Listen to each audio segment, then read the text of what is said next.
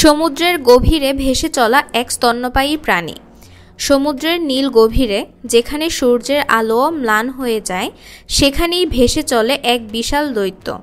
সে কোনো দানব নয়, সে নীলতিমি। বিশাল আকৃতি, শান্ত স্বভাব এবং গভীর সমুদ্রের নিঃশব্দে ভেসে চলা জীবনের জন্য এই প্রাণীটি মানুষকে দীর্ঘদিন ধরে আকৃষ্ট করে রেখেছে। নীলতিমি পৃথিবীর সবচেয়ে বড় প্রাণী। এটি একটি সামুদ্রিক স্তন্যপায়ী প্রাণী। একটি পূর্ণবয়স্ক নীলতিমি প্রায় ৮০ থেকে ১০০ ফুট পর্যন্ত লম্বা হতে পারে এবং এর ওজন হয় ১৫০ থেকে ২০০ টন পর্যন্ত, যা ৩০টি হাতির সমান। প্রকৃতির এক বিস্ময়কর সৃষ্টি নীলতিমি একটি বোয়িং ৭৩৭ বিমানের সমান লম্বা হতে পারে।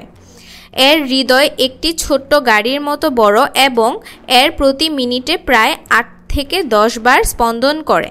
ফুসফুসে একবার শ্বাস নিয়ে এটি প্রায় ৩০ মিনিট পানির নিচে থাকতে পারে।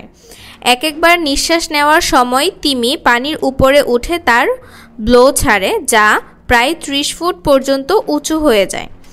সমুদ্রের গভীরে নিঃশব্দে ভেসে চলে, তার হৃদয়ের স্পন্দন যেন পুরো সমুদ্রকে প্রশান্ত করে তোলে। তার ডাক পৃথিবীর সবচেয়ে জোরে শব্দগুলোর একটি, যা প্রায় ১০০০ কিলোমিটার দূর থেকেও শোনা যায়। এত বড় একটি প্রাণীর খাদ্য কিন্তু খুবই ছোট। এরা খায় ক্ষুদ্রাতি ক্ষুদ্র ক্রিল নামক প্রাণী। প্রতিদিন প্রায় ৩ থেকে ৪ টন ক্রিল খায় একটি পূর্ণবয়স্ক নীলতিমি। তারা তাদের মুখে পানি ঢুকিয়ে ফিল্টার করে কেবল খাদ্যটুকু রেখে দেয়। একটি নীলতিমির জিহ্বার ওজন একটি হাতির সমান। নীলতিমি বিশ্বের প্রায় সব বড় মহাসাগরে বিচরণ করে।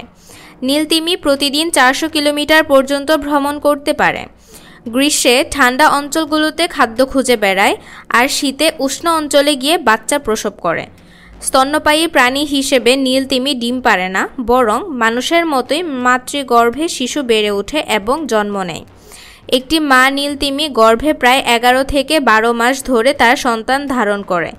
জন্মের সময় বাচ্চাটি প্রায় ৭ থেকে ৮ মিটার লম্বা হয়, প্রায় একটি মাইক্রোবাসের সমান, এবং ওজন হয় ২ থেকে ৩ টন। জন্মের সাথে সাথেই বাচ্চাটি পানির উপর উঠে প্রথম নিঃশ্বাস নেয়।